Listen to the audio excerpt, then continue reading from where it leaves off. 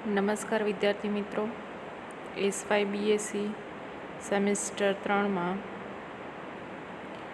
Chemistry વિષય કે જેનો સબ્જેક્ટ કોડ CCCH 301 છે.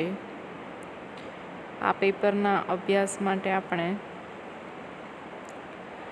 લેક્ચર નંબર 31માં મળી રહ્યા છીએ. મિત્રો,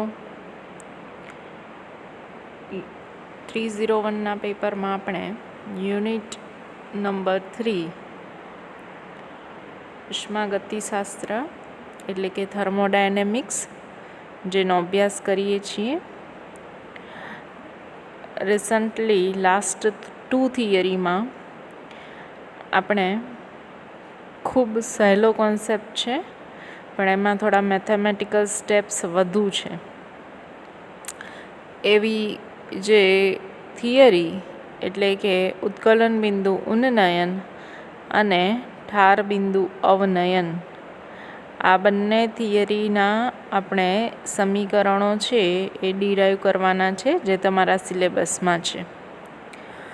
અગાઉ 2 લેક્ચર્સ પહેલાં આપણે ઉત્કલન બિંદુ ઉન્નયન માટેનું સમીકરણ મેળવ્યું. તો ઉત્કલન બિંદુ ઉન્નયન માટે આપણે ડેલ્ટા ટી, ઉત્કલન બિંદુ ઉન્નયન અચળાંક KB, ત્યારબાદ દ્રાવ્યનો અણુભાર M2 અને ઉત્કલન બિંદુ T0 મેળવવા માટેના સમીકરણોની સમજૂતી જોયેલી છે. હવે મિત્રો, અત્યારે આપણે ઠાર બિંદુ અવનયન એ થિયરી જે છે એનું સમીકરણ લાસ્ટ 2 લેક્ચરમાં એનો જે બેઝિક કોન્સેપ્ટ છે એનો અભ્યાસ કર્યો, અને હવે આપણે સમીકરણ ગાણિતિક રીતે સાદુરૂપ આપીને મેળવવા માટેનું જે સ્ટેપ છે એ અહીંયા સમજીશું. મિત્રો, અગાઉ પણ આપણે વાત કરી છે એ જ પ્રમાણે જો આ બંને થિયરી તમારે સરળતાથી સમજવી હોય તો 12th સ્ટાન્ડર્ડનું ચેપ્ટર નંબર 2 સોલ્યુશન્સ એટલે કે દ્રાવણો, આ ચેપ્ટરમાં રહેલી બંને થિયરીઓ અને સાથે સાથે બાષ્પશીલ દ્રાવક અને અબાષ્પશીલ દ્રાવ્ય ધરાવતું દ્રાવણ, જેના માટે આપણે રાઉલ્ટનો નિયમ P0 - P/P0 = n + N, એ રાઉલ્ટના નિયમોનો પણ તમારે કોન્સેપ્ટ સમજવો જરૂરી છે, કારણ કે આપણે જ્યારે ગાણિતિક સાદુરૂપ આપીએ છીએ ત્યારે આપણે રાઉલ્ટના નિયમનો ઉપયોગ કરીએ છીએ. તો એમાં જે દ્રાવણ છે એ દ્રાવણના 2 અંગો છે, એક દ્રાવક અને દ્રાવ્ય. જો દ્રાવક અને દ્રાવ્ય એકબીજામાં આપણે એને મિશ્ર કરીએ છીએ ત્યારે એને આપણે કહીએ છીએ દ્રાવણ. તો દ્રાવક એ આપણી પાસે બાષ્પશીલ છે, જ્યારે દ્રાવ્ય છે એ અબાષ્પશીલ છે. તો આ પ્રકારનું જ્યારે દ્રાવણ બને છે ત્યારે આપણે એ કોન્સેપ્ટને ધ્યાનમાં રાખીને આ જે સમીકરણો મેળવવા જઈ રહ્યા છીએ એની સમજૂતી આપવાની છે. અગાઉ આપણે જે ઉત્કલન બિંદુ ઉન્નયનવાળો આલેખ જોયો હતો એમાં દ્રાવ્ય અબાષ્પશીલ હોવાને કારણે ઉત્કલન બિંદુ માટે આપણે જે કોન્સેપ્ટ સમજીએ છીએ, ઉત્કલન બિંદુની વ્યાખ્યા, એ મુજબ આપણે એવું તાપમાન મેળવવાનું છે કે જે તાપમાને એ દ્રાવણ છે એ 1 વાતાવરણ બાષ્પ દબાણ પ્રાપ્ત કરે. તો દ્રાવક કરતાં દ્રાવણમાં અબાષ્પશીલ દ્રાવ્ય હોવાને કારણે શુદ્ધ દ્રાવક કરતાં દ્રાવણનું ઉત્કલન બિંદુ વધુ મળે છે. આથી આપણે તાપમાનમાં T0 થી T જેટલો ફેરફાર કરવો પડે છે, એટલે કે વધારો કરવો પડે છે, માટે એને આપણે ઉત્કલન બિંદુ ઉન્નયન કહીએ છીએ. ખાસ આ બંને ક્વેશ્ચનના ગ્રાફ જે છે એ ગ્રાફ અગત્યના છે. અને ત્યારબાદ એની સમજૂતી આપવાની છે અને પછી જ આપણે ગાણિતિક સમીકરણ એ ડિરાઈવ કરવાનું છે. તો આપણે ઠાર બિંદુ અવનયન માટેની જે થિયરી છે એ થિયરીનું સમીકરણ મેળવવા માટે ગ્રાફ સમજેલા છીએ આગળના લેક્ચરમાં. હવે આપણે એ ગ્રાફને આધારે આગળની સમજૂતી અને ત્યારબાદ એ સમીકરણનું ગાણિતિક સ્વરૂપ મેળવવાનો પ્રયત્ન કરવાનો છે. તો ધાર બિંદુની વ્યાખ્યા ફરી રિવાઇઝ કરીએ છીએ. શા માટે?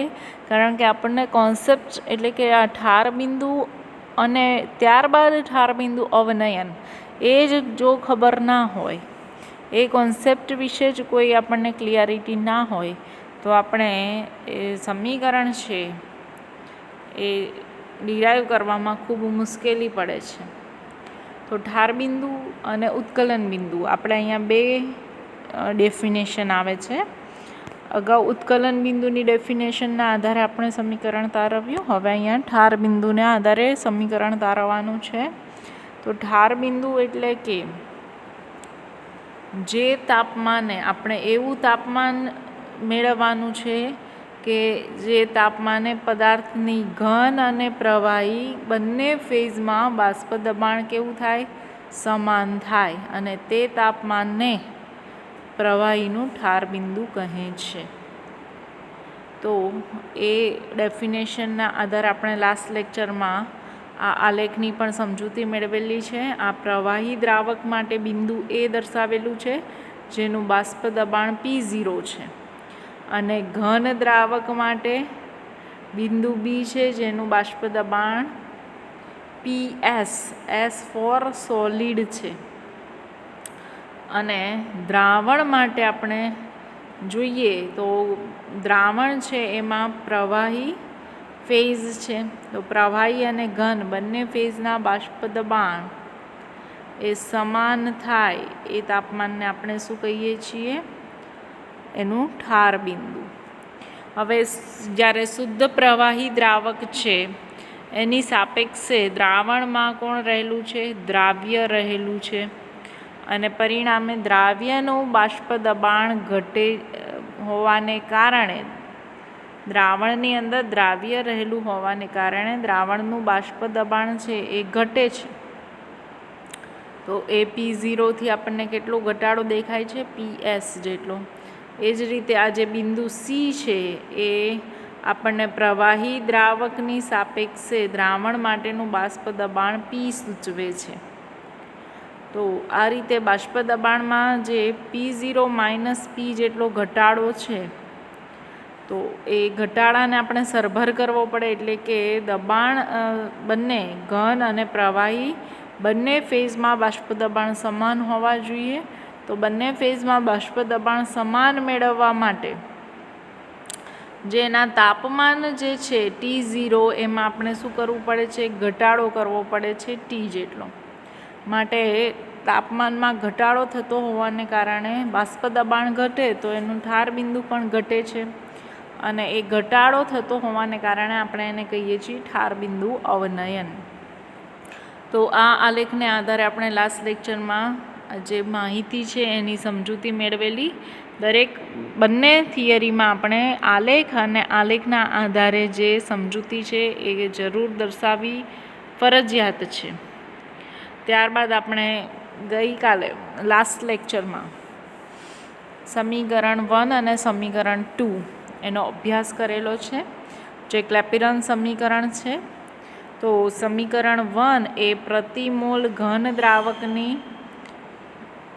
જ્યારે ફેઝ પરિવર્તન થાય છે એ દરમિયાન તાપમાન અને દબાણના ફેરફાર માટેનું સમીકરણ છે, જેને આપણે ln P0/P = LS/R 1/T - 1/T0 થી દર્શાવીએ છીએ. તો આપણું સમીકરણ 1 છે, જેમાં અહીંયા LS એટલે કે બાષ્પાયન ગુપ્ત ઉષ્મા છે, જે પ્રતિ મોલ ઘન દ્રાવકની છે. અને આ જ રીતે આપણે પ્રવાહી દ્રાવક માટે પણ સમીકરણ નંબર 2 મેળવ્યું. અને એ સમીકરણ 1માંથી સમીકરણ 2ને આપણે બાદ કરવા માટેનું સ્ટેપ એ લાસ્ટ લેક્ચરમાં સમજેલા છીએ. હવે મિત્રો આ સ્ટેપનું આપણે વિસ્તૃત સાદુરૂપ આપવું છે, તો આપણે આ રીતે દર્શાવી શકીએ. તમે જુઓ તો અહીંયા આપણી પાસે કયું સ્ટેપ છે? ln P0 upon PS minus ln P upon PS is equal to LS, capital LS minus capital LV upon R. તો મિત્રો આપણે સૌથી પહેલાં તો જે બ્રેકેટમાં 1/t માઇનસ 1/T0 જે છે એને એઝ ઇટ ઇઝ રાખીશું. અને આ સમીકરણમાં તમે જોઈ શકો છો કે લેફ્ટ હેન્ડ સાઈડ જે છે lnની બાદબાકી દર્શાવેલી છે. તો સૌથી પહેલાં આપણે એ લેફ્ટ હેન્ડ સાઈડનું સાદુરૂપ આપીએ. લેફ્ટ હેન્ડ સાઈડનું જે સાદુરૂપ છે એને આપણે આ રીતે સમજાવી શકીશું કે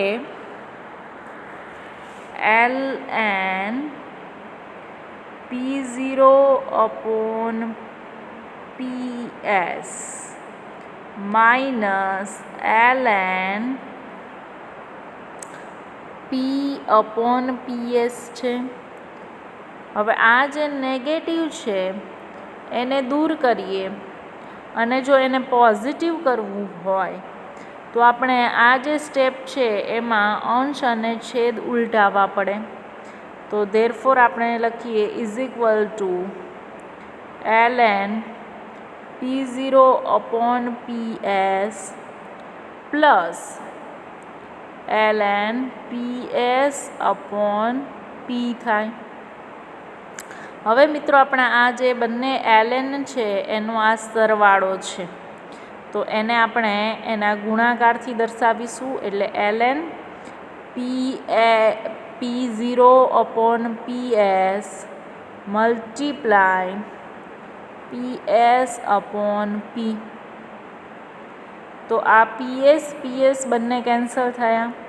ધેરફોર આપણી પાસે હવે આ રીતે મળે છે ln of P0 upon P, એટલે કે આપણી આ P0ની વેલ્યુ અને P વેલ્યુ બે જ કન્સિડર થશે.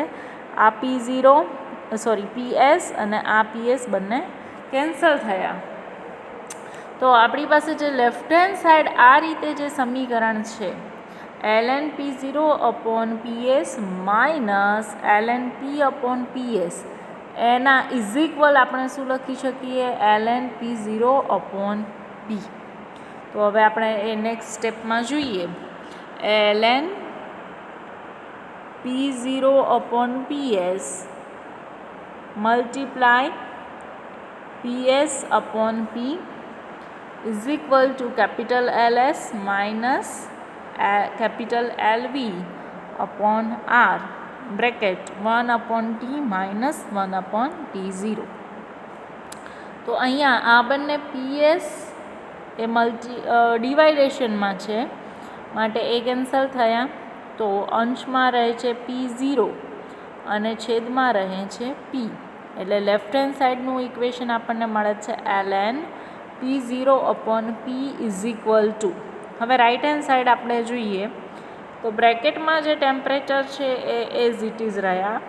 વાયુ અચળાંક આરની કિંમત જે છેદમાં દર્શાવેલી છે એ પણ એઝ ઇટ ઇઝ રહે છે, પરંતુ અંશમાં રહેલા capital LS minus capital LV. તો આ LS જે છે એ સબ્લિમેશન એટલે કે ઉર્ધ્વપાતન ગુપ્ત ઉષ્મા છે, જ્યારે LV જે છે કેપિટલ LV એ બાષ્પાયન વેપોરાઇઝેશન એટલે કે બાષ્પાયન ગુપ્ત ઉષ્મા છે. પરંતુ અહીંયા L એ કેપિટલ હોવાને કારણે આ બંને જે કિંમત છે એ પ્રતિ ગ્રામ ઘન દ્રાવકની ઉર્ધ્વપાતન ઉષ્મા અને પ્રતિ ગ્રામ પ્રવાહી દ્રાવકની બાષ્પાયન ગુપ્ત ઉષ્મા એ બંનેનો તફાવત સૂચવે છે. તો એ બંનેનો જ્યારે આપણે તફાવત કરીએ એટલે કે સબ્લિમેશન અને વેપરાઇઝેશન ઉષ્માનો તફાવત એ આપણને ફ્યુઝન ઉષ્મા આપે છે, એટલે કે ગલન ઉષ્મા આપે છે. તો એ બંનેને આપણે જે બાદબાકી છે capital LS minus capital LV એના સ્થાને હવે આપણે દર્શાવીએ છીએ કેપિટલ LF. તો કેપિટલ LF જે છે એ આપણને પ્રતિ મોલ ઘન દ્રાવકની ગલનગુપ્ત ઉષ્મા સૂચવે છે. પરિણામે સમીકરણ 1 અને 2ની બાદબાકી કરતાં આપણને સમીકરણ નંબર 3 મળે છે. જે સમીકરણ નંબર 3 છે એ આ રીતે છે: ln P0 upon P is equal to capital LF upon R bracket 1 upon T minus 1 upon T0. તો આ ઇક્વેશનમાં LF is equal to LS minus LV એટલે કે પ્રતિ મોલ ઘન દ્રાવકની ગલનગુપ્ત ઉષ્મા છે. હવે આપણે અગાઉ જે આલેખના આધારે માહિતી મેળવી છે એ આલેખના આધારે મેળવેલી માહિતી મુજબ જે તાપમાનમાં ફેરફાર થાય છે એટલે કે ઘન અને પ્રવાહી બંને ફેઝમાં બાષ્પ દબાણ સમાન મેળવવા માટે આપણે એના જે ઠાર બિંદુ છે એમાં ઘટાડો કરવો પડે છે. તો ઠાર બિંદુ T0 હતું એમાંથી T જેટલું તાપમાન છે એ ઘટાડવું પડે છે. તો T0 માઇનસ T જે તાપમાનનો ફેરફાર સૂચવે છે માટે આપણે ડેલ્ટા Tથી દર્શાવીએ છીએ. પરંતુ જ્યારે દ્રાવણ મંદ હોય ત્યારે તો આ T0 છે એ શુદ્ધ દ્રાવકનું ઠાર બિંદુ છે અને T એ દ્રાવણ માટેનું ઠાર બિંદુ છે. પરંતુ જ્યારે દ્રાવણ મંદ હોય એટલે કે એમાં અબાષ્પશીલ દ્રાવ્યનો જથ્થો ખૂબ જ ઓછો ઉમેરેલો હોય ત્યારે આપણે T એટલે કે દ્રાવણનું ઠાર બિંદુ અને શુદ્ધ દ્રાવકનું ઠાર બિંદુ T0 એ લગભગ કેવા હોય છે? સમાન મળે છે. તો T is equal to T0 લઈએ એટલે કે T ઇન્ટુ T0 તો આપણને શું મળે? T0 into T0 is equal to T0 square મળે. તો અહીંયા આપણે જે સમીકરણ નંબર 3 મેળવેલું છે એમાં હવે નેક્સ્ટ ફરી આ રીતે સાદું રૂપ આપીએ છીએ. જુઓ, સમીકરણ નંબર 3માં આપણે આ રીતે એ સમીકરણ મેળવેલું છે: ln P0 upon P is equal to LF upon R bracket 1 upon T minus 1 upon T0. બરાબર છે. Therefore આ ln P0 upon P એ અત્યારે એઝ ઇટ ઇઝ રાખીએ છીએ, જેનું આપણે રાઉલ્ટના નિયમને આધારે સાદુરૂપ આપવાના છીએ. પરંતુ રાઇટ હેન્ડ સાઈડ જોઈએ તો ઇઝ ઇક્વલ કેપિટલ LF એટલે કે પ્રતિ મોલ ઘન દ્રાવકની ગલનગુપ્ત ઉષ્મા ડિવાઇડેડ R બ્રેકેટ અહીંયા આપણને મળશે T0 માઇનસ T અપોન આપણે ક્રોસ ગુણાકાર કરીએ છીએ અને ડિવાઇડેડ T ઇન્ટુ T0. હવે અગાઉ આપણે જે માહિતી આલેખના આધારે સમજ્યા છીએ અને આગલી સ્લાઇડમાં આપને માહિતી આપી એ પ્રમાણે T0 માઇનસ T બરાબર આપણે ડેલ્ટા T મૂકીશું એટલે હવે ઇક્વેશન મળશે ln P0 upon P is equal to capital LF upon R.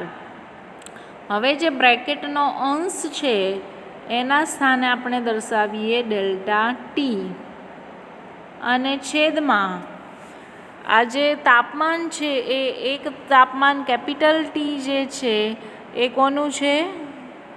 દ્રાવણનું ઠાર બિંદુ અને T0 છે એ શુદ્ધ દ્રાવકનું ઠાર બિંદુ છે.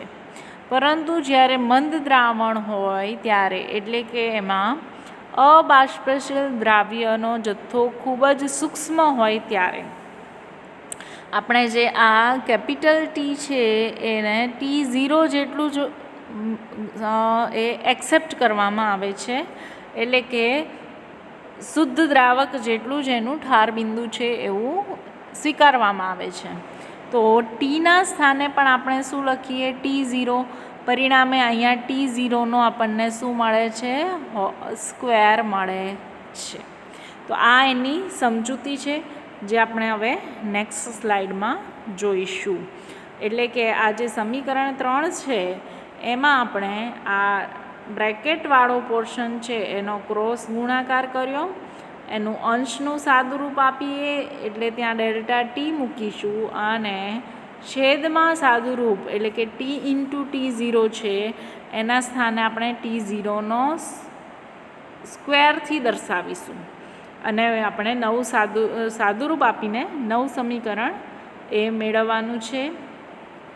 અને મળતું સમીકરણ એ આ પ્રમાણેનું છે.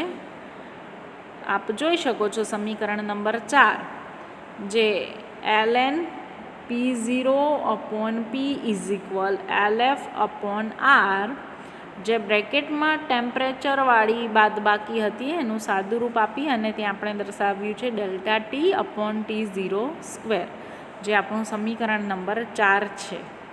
હવે સમીકરણ 4ની આગળનું સાદુરૂપ છે એ આપણે નેક્સ્ટ લેક્ચરમાં જોઈશું.